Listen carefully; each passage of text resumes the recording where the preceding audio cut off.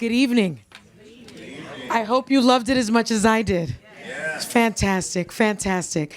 And so we're going to have a discussion to just sort of talk about Joe Louis's legacy and the making of the documentary, and sort of the geopolitical implications of the documentary, of that time, which I think is very important and crucial and central to the story.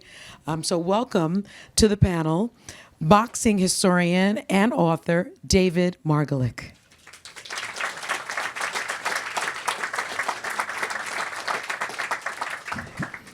Welcome to the panel, boxing enthusiast Nass Metcalfe.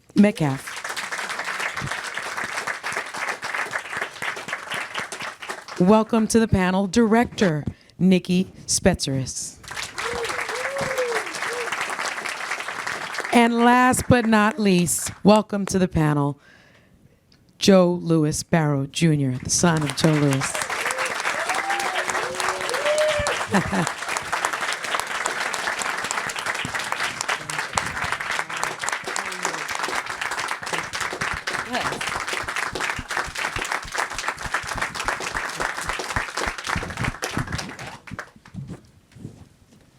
Wow. Wow. Well done. Well done. Let me ask you this, Joe. You see your parents described as the Kennedys of Harlem. You hear Maya Angelou saying that your father proved that we were the strongest in the world. What is it like seeing your father's legacy in this documentary? Well, obviously, I'm very proud of what my father did. What the documentary did was it really showed me and the world how significant Joe Louis was. Yeah. People admired him, thought he was a great boxer, but they didn't really understand the context of how Joe Louis impacted so many people. And I think the documentary film, and Nikki, you did a great job in pulling that out and really putting it and making it relevant as it was.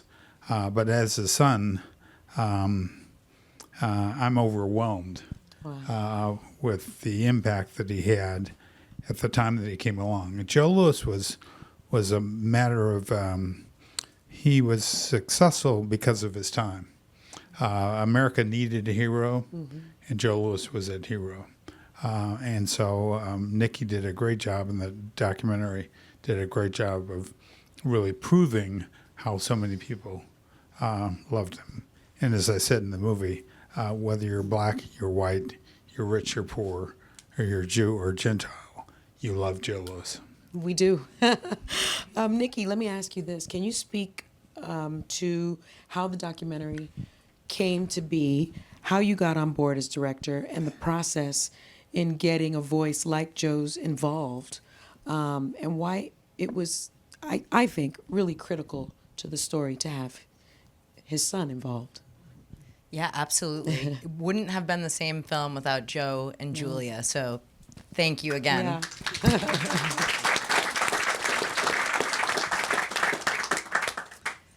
So, yeah, I have a funny background, which is I've always liked history. I was a history minor in college, but I came up in the boxing world in production.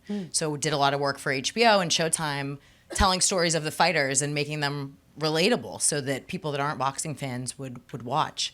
And I was doing a lot of work with UNINTERRUPTED, LeBron, James, and Maverick Carter's company, and they had partnered with History to do some sports films. So we were just pitching ideas, and with my boxing background and, you know, a name like Joe Louis, I knew about the fight, but I didn't really know about it. And I thought, how can there be something, you know, this historic moment, maybe one of the biggest moments in all of sports, and I know people my age and younger don't know about it. So it kind of was a no-brainer, and History loved it, and we just went forward with that. And I think, you know, it's easy to just have Max and Joe be icons. But I think what was important to us and my team was to make them feel more human. And part of that is having personal stories with Joe and Julia and even Larry, our Hall of Fame boxing commentator, but people that could really speak to who Joe was as a person and not all just archival footage. So yeah, for me, that's always important to have the human element, and Joe and Julia did a great job, and luckily they have a little museum at their house in Florida. They have all these clippings. Do you? They just have all these paintings and binders of newspaper clippings. So they made our jobs easy. Can you tell me about that? Yeah, we were very fortunate. There were 3 sets of scrapbooks that were made when my father was fighting. And my father got 1 set, and his managers got another set. And the Smithsonian has a 3rd set. And so all these clippings are before the fight and after the fight. So there's a newspaper all across the country talking about the Billy Conn fight, the Schmeling fight, and so forth. And we have them in our in my library or in my office. And then throughout the house, we have a replica of the fist in Detroit. Really? Was made by Robert Graham, and we have busts of him and pictures of him, and so it's a nice collection of memorabilia. A mini museum. Be careful, people will want to visit. Exactly. I'm thinking I want to see that. David, let me ask you, for audiences discovering this story for the very first time, what was the Louis Schmeling rivalry? Why was it so much bigger than boxing? Because that really came across to me. You think about this championship fight, okay, this rivalry, but it was so much bigger than that. Well, I mean, I think that Nikki captured it. I mean, that's what we've been watching for the last, how long is that? Like an hour? And how many minutes like is an hour that? 30 maybe. Not 90 minutes. I mean, I think that the film really answers that question, because you can see that. I mean, most boxing matches are just boxing matches. Yes. That's it. And this thing was just so infused with politics and international affairs and racial justice and Jewish culture and American culture. I mean, there are all of these different forces all wrapped up together in this story. And watching this wonderful documentary, I felt as a journalist, I felt so lucky to have to have had the privilege really to write about this fight. I'm not a sports writer. I think of myself as a journalist and sort of a semi-historian.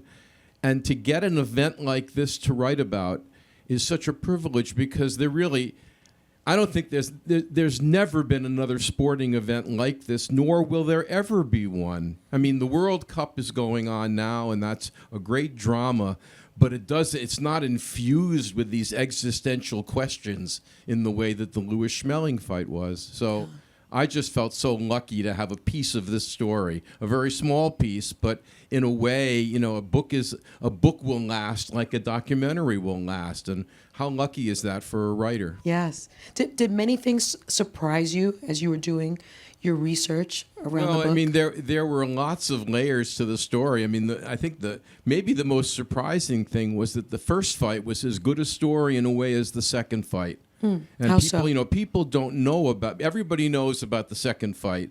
2 minutes and 4 seconds. It's the most famous 2 minutes and 4 seconds. And when I was a kid, I heard the call on a record. I heard the call of the fight, which is very famous, the Clem McCarthy call that was on an Edward R. Murrow record in my house. That was my introduction to the Louis Schmeling fight. So even though I was born long after the fight, I felt that it was kind of a part of my childhood. But the first fight, the fight where Louis loses, the fight where Louis, the invincible Louis, the Louis that everybody had hung their hopes on, the impossible happened that night, and that he lost that fight, and how catastrophic, as I described it in the film, how catastrophic it was to Black America and the kind of pall that set in Harlem after the fight and in all of Black America. I think that's just an equally powerful story, and that's a part of the story that's generally overlooked. Joe, speaking of that, do you remember anything about how your father felt? Did he ever tell you about how he felt about that first fight? Well, as I said in the documentary, my mother would talk about it. My father wouldn't talk about it. I'll tell you a funny story about Max Schmeling. My mother told me that my father felt that he was totally devastated in losing that 36 fight, and that he let the entire black nation race down because he didn't prepare for that fight. When I went to Germany in Hamburg and interviewed Max Schmeling for my book that I wrote in 1988, Max came bounding down. And the first time I met Max was at the This Is Your Life that you saw on the documentary. And so that's when I first met him. I think I was 4 or 5 years old. But he comes bounding down in his office in Hamburg, Germany. And we talk and we talk and we talk. And he talks about the 36 fight. And he talks about how he was being a chess player and he wanted to feel out his opponent. I said, well, Max, let's talk about 1938. He said, Joe, we don't talk about 1938. Your father was tenacious. He was tough. He was focused. He was determined. And there was no way I was going to win that fight. Wow. Let me ask you this, Nass. Joe Louis emerged during a period when Black Americans were denied many of the rights and opportunities they deserved. They were their birthright, really. How did Joe Louis navigate the impossible burden of, as Joe, his son, just mentioned, sort of representing both Black America and America itself? Well, it can't be understated how heavy the burden was on his shoulders at that time. And as the film so brilliantly depicted, he was coming along in the wake of the whole Jack Johnson era. So he had to navigate those burdens with humility, with a quiet power, with a strong sense of what his identity could be and perhaps should be at that particular time in order to continue to move forward without drawing the ire of white America at that time and the tone of the country and really the world at that time. So his team, his handlers, his managers, Joe Roxborough, Julian Black, his trainer, Jack Blackburn, even his promoter, Mike Jacobs, they all understood the importance of navigating those spaces in a way that would not only not anger white America at the time, but also allow white America to feel comfortable with him at that time. So he needed to be very mindful of that. And it's interesting to look back on history that he's kind of bookended by these two larger-than-life personalities when you think of Black heavyweight champions, because he comes after Jack Johnson, but he sets the tone for Muhammad Ali. Right. Because Joe Louis had let everything kind of simmer down from the Jack Johnson era in the fullness of history, Ali was able to come along and be as outspoken as he was, which the country and the world so needed at that particular moment in history. So, his contributions just cannot be understated, and they just go on and on and on. Nikki, let me ask you this. As the director of this fantastic documentary, what did you want to convey most through your lens and how the story was told? And why do you think it's important to tell the story of these two rivals right now? Because it felt to me so on the nose for sort of what we're seeing now. Yeah, absolutely. I mean, I think the big way to answer that is just that we're obviously living in a very divided nation, world, lots of racism, anti-Semitism, nationalism, and, these two guys kind of fought and emerged through it all as friends and as examples for everybody that you can kind of bridge those gaps and overcome your differences and do it with grace and dignity. And I think, the other thing is just coming from Uninterrupted, and, LeBron James's whole thing is more than an athlete, right? Like, I've come up in production as athletes are getting more of a voice, and a lot of them have their own production companies. And I think, Joe Louis wasn't necessarily afforded that opportunity. So I think it's important to, look at his life through the lens of all the things that he did, even doing it in a more quiet manner, maybe. But yeah, we all are inspired by these athletes. We're inspired by Joe Louis. I mean, his legacy has lived on, but we weren't necessarily seeing him through the human lens. Right. He was larger than life. And I think, again, having Joe involved and Julia involved and giving it a little more humanity was very important. Very. To everyone, and maybe to Joe in particular, do you think that the media created the rivalry or simply amplified the tensions of the time?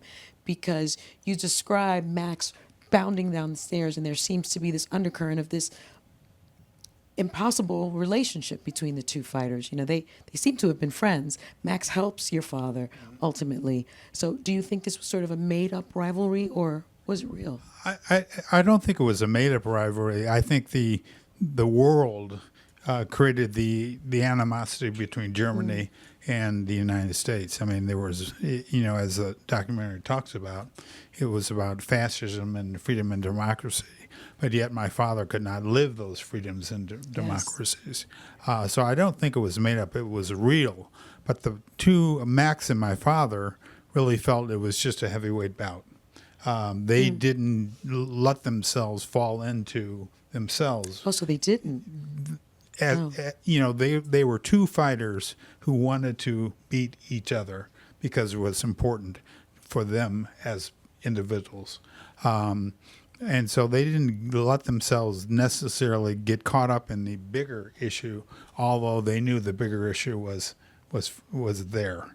And so, and my father has over and over said to me that he didn't think he was a heavyweight champion had he not had that rematch with Max, because Max so decisively beat him in 1936. Yeah. David, we see, as a journalist, we see sports figures now become very political. We remember the Olympics, and you have, the Olympians with the fists. We've seen through time athletes told to shut up and dribble and not be political. We hear now the Knicks may or may not be going to the White House. What is your sense about Joe Louis's place sort of in that space of an athlete, but also a political figure? Well, I think that it's all a function of the time that you're living in. And, as we were describing, I mean, his latitude, the space that he could operate in politically was very limited. Yeah. And he realized that he really had to behave himself, and he couldn't venture out and speak politically at all. That couldn't possibly have been his role. The Times wouldn't have tolerated that. And that's just, I just did a book about early television. It was the same thing then. I mean, everybody, during the McCarthy era, people had to behave very, very carefully. They were circumscribed in what they could do. And so, a black athlete in the era of Joe Louis, in the shadow of Jack Johnson, and, as a precursor of Ali, I mean, Joe Louis, even had he had Ali's personality, could never have been nearly as outspoken. As he, in a way, authorized Ali to all of these people that you describe later on. He influenced all of them and liberated all of them to be as political as they became. Yeah. But he didn't. That was a luxury that he did not enjoy. Interesting. I will tell you, I'm friends with Colin Kaepernick, and he mentions Joe Louis in his journey. Yeah, he does. Joe, let me ask you this. Was there anything in the documentary that you were surprised to see or hadn't thought about for a long time until you were asked to talk about it on camera? I really didn't know, but I really didn't understand and really appreciate the magnitude of the impact that he had. And the documentary film and the History Channel did a very phenomenal job of really broadening that context. Nikki, you did a great job in doing that. And that was a surprise to me. I understood he was important. Yeah. I understood he had an impact.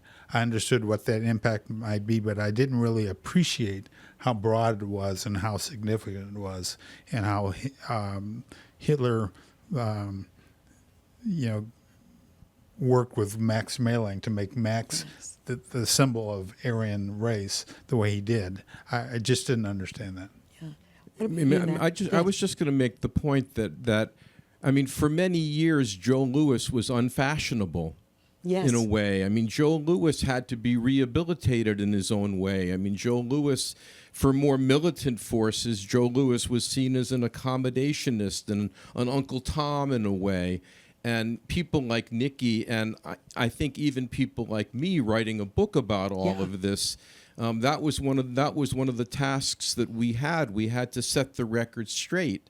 In a way, Joe Louis for many years, didn't get the credit that he deserved. He got that credit at the time, and then he was forgotten. And so this is all part of bringing him back to the fore, and it's much deserved. Nass, what do you think made Joe Louis different from previous black champions, just in the public imagination? Well, I guess the obvious comparison is to Jack Johnson, and the contrast is so stark. Here's Jack Johnson, who there's a famous story of that he came speeding down this railway one time in his motor vehicle with all the pomp and circumstance, and he got pulled over by a police officer and charged him a $50 fine, and Jack Johnson gave him a $100 bill and said, "I'm going to be coming back the same way, just as fast, so you might as well take this 100." And so, by contrast, it's like Joe Louis, he was the ultimate he put on the ultimate display of sportsmanship. He never touted his victories too much. He never gloated in victory too much. He was always respectful of his opponents. He never badmouthed his opponents prior or after a fight.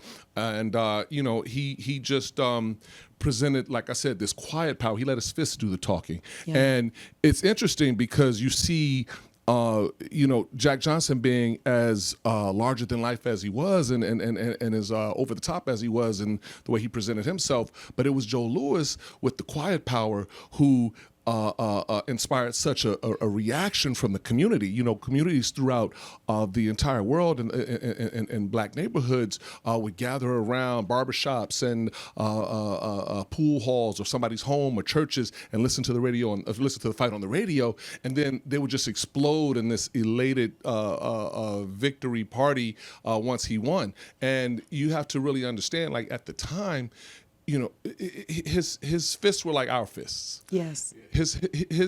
He was actually sanctioned, allowed, and in many cases cheered on to beat up white men. Yeah. At a time when that was just unheard of in any other facet of society. Yeah. So we invested so much of ourselves and our sense of our of self-worth and value in his victories and his performances in the ring. So he did it in a way that, like David said, because of the climate of his time, dictated that it was really unique unto him. It was. Joe, did you see that he was shouldering these burdens and had to do it in that manner?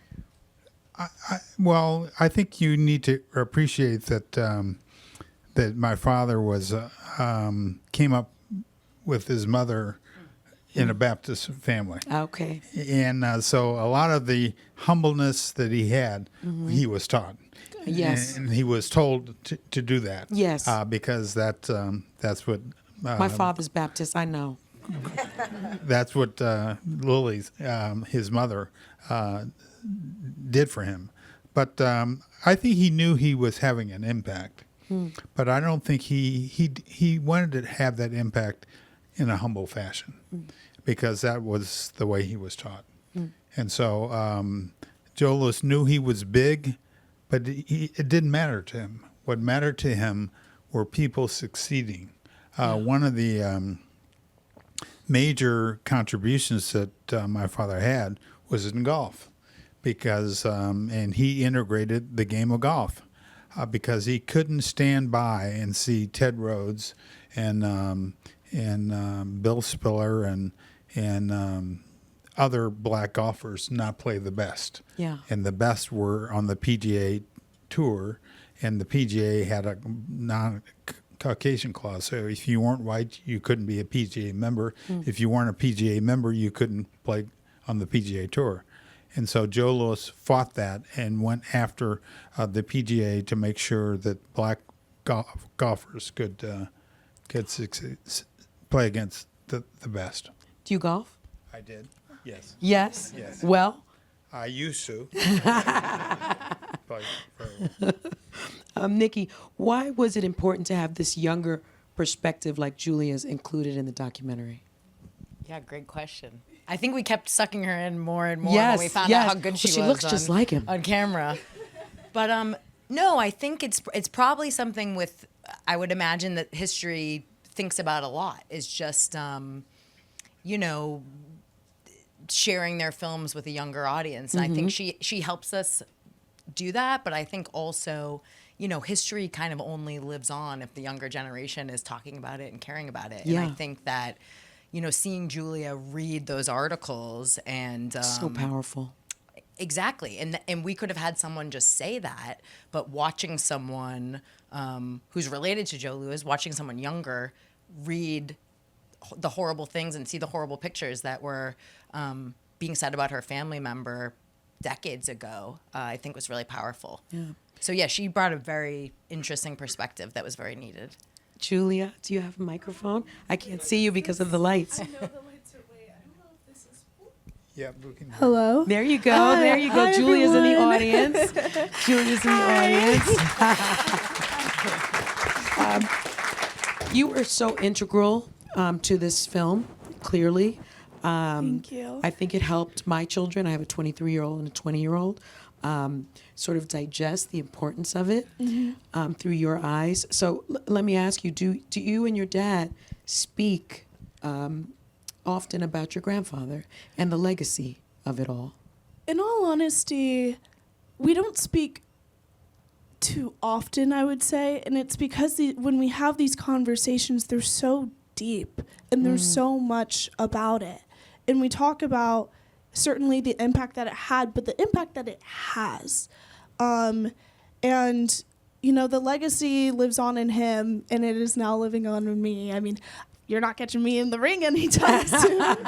But there's more legacy to it, and that's what we talk about, because he wasn't just a boxer. He was a civil rights activist, and he was someone who was so important to the black community and to all of America and all of the world. So that is the legacy I personally want to bring to the table, and being an activist for as long as I live, and creating opportunities for black people and for everyone, and for us younger folks, because we have voices and we love to share them. That's right, and you should share them. Yes, and we will. How did it feel to visualize and relive, at this time, the racial implications surrounding how your grandfather was depicted in the media, despite his obvious talent and what he had to give? It's so frustrating. It makes me mad when I see those, especially the comics. I mean, they didn't paint him out to be a human. They painted him out to be an animal. Yeah. But the reality is that still happens today. We're still targeted, whether it be in the media or by mouth. And to realize that happened, and it's continued to happen, but just in a different light. Social media and the internet has brought a whole different light to it. But his perseverance throughout how he was portrayed is what inspires me, So I would look at it and I get mad and I get angry that happened, but then I look at how he continued to fight and he continued to persevere. And he didn't let all this chatter get to him or get to his head. Certainly didn't get to him during the 1938 fight. No, it did not. It did not. And, today with social media, to everyone, especially to athletes in this age, don't let it get to your head, That's not what you're here for. You're here to fight and leave it all on the field or the court. Yeah. Yeah. I love that. Let me ask you, what would you tell your generation that they need to know about history? Because I personally believe that if young people don't know their history, the past becomes prologue. I think history is, at least in my opinion, one of the most important subjects anyone can learn at any single age. It is what connects us as much as it helps us learn. I mean, these shoes I'm wearing tonight, I got from my history teacher because she inspired me so much. And we really had a connection. And I texted her this morning. I was like, I'm wearing your shoes to the screening. But history is what connects us, like I said before, and because it connects us to our past. And also helps us carry our cultures forward. I don't know. Who's watching the World Cup in here? Anyone? I am. Yeah. Yes. I love it. I've been watching it all the time. But not just the games. It's the moments on social media you see. I mean, the Scottish drinking all the beer in Boston, but it's the Mexicans and the Koreans partying in Mexico, and it's so beautiful to see. The world is meant to be together, and history is one of the few subjects that truly connects the world because it is our history. It's not anyone's history. Like Joe Louis's legacy wasn't just his legacy; it's our legacy. We all experienced the modern day America because of him, and because of other figures who were just as impactful as him. And so, yeah, I encourage all young people to learn about their history and to learn about everyone's history because that's what connects us. Yeah. Well done, Dad. Well done. Let me ask you this, David, because I often wonder, in terms when you think about history and where we are today, if Joe Louis had lost the 1938 rematch, would history remember him differently, or would history itself have been different? Well, I think people would have remembered him as a great athlete, as a great fighter in the way that was described perfectly, really, in the film. I think there wouldn't be the same. Well, I mean, he was always a politically significant guy. He was bound to be. So I think he'd always be a trailblazer. It wouldn't have had the sort of international geopolitical flavor, in a way, of beating Schmeling in 2 minutes and 4 seconds in that fight.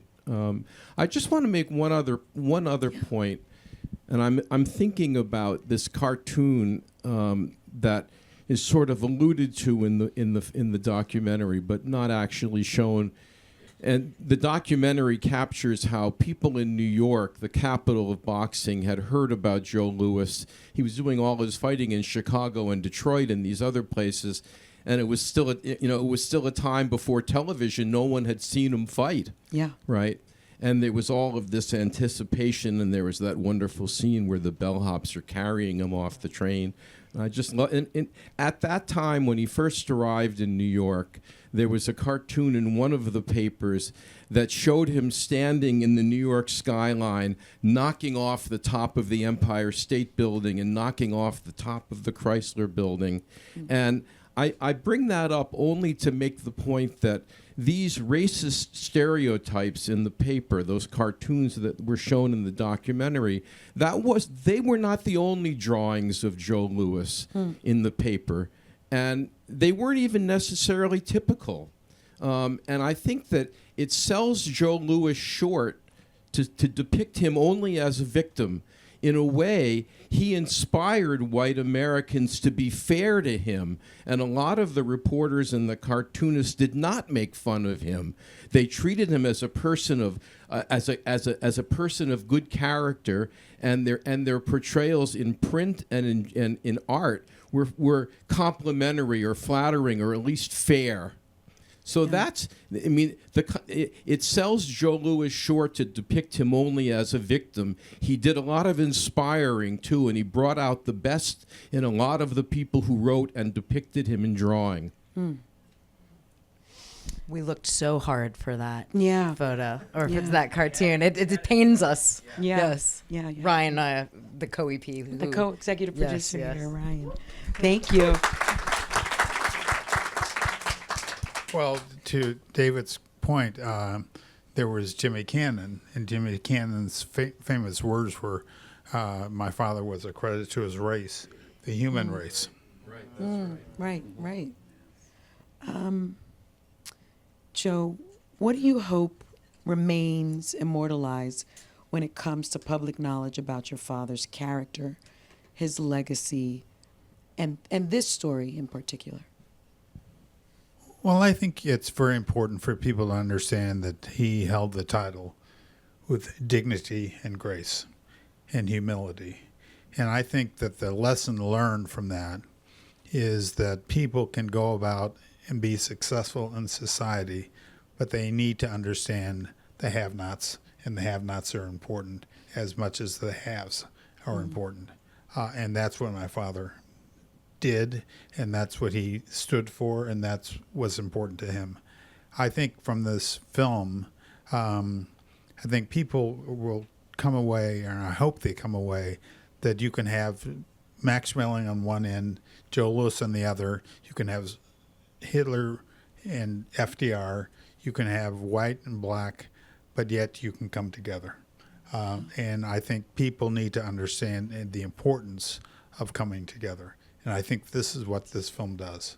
It shows that in a time of racial tension and world tension, that two people came together and became friends. And without question, Max Schmeling and Joe Louis were friends for a long, long time. Really? Wow.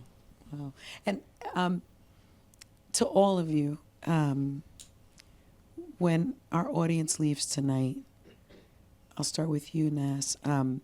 What do you hope they take away from this documentary? Well, I mean, I hope it inspires people to continue to learn more and more about Joe Louis, because there's so much to unpack about his life, his legacy, his impact that, can't possibly be captured in 90 minutes or 190 minutes or in a 6 hour. I mean, there's just so much to learn. I mean, for example, as a boxing enthusiast, I think it's important to note, Joe Louis defended his title 25 consecutive times. Yes. He had a 12-year reign. Now, I don't think that record will ever be broken.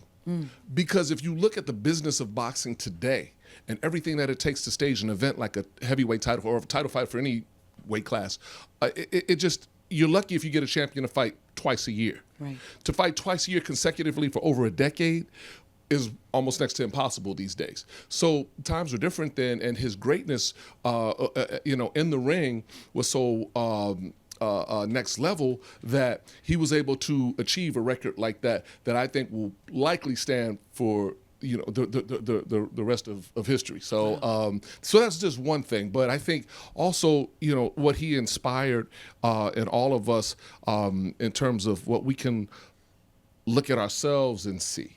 At the time when he was active and fighting in the climate of the time, the people that were his contemporaries in the community, as has been so brilliantly stated repeatedly on this stage tonight, he showed us what it means to come together, the power of coming together, and what can be achieved once we do.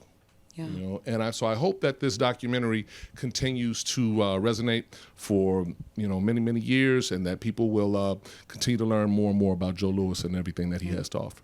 David, what should be the takeaway? Well, I think that it's just as I said before. I think that it's sort of restoring all of this is part of restoring him to his rightful place in the firmament of civil rights leaders, and restoring him to the position that he once occupied. I mean, the film documents this beautifully, just how electrifying he was in his own community and beyond his own community. And I think that this is a long overdue recognition of how important he was in American racial and social history. Yeah. Julia, what do you hope people take away from this documentary about your grandfather? I hope a big word that keeps on coming to me is perseverance, especially, and because I love that the documentary is coming out now and tomorrow. Yeah. Yay. But it is such an important time during all this time of like division and adversity. Do not give up. Persevere, because no matter what, there is a group of people at your back, holding you up, supporting you. And as we're seeing with the beauty of the World Cup and with these, the Knicks winning in New York, yay! Yay, go Knicks! Let's go Knicks.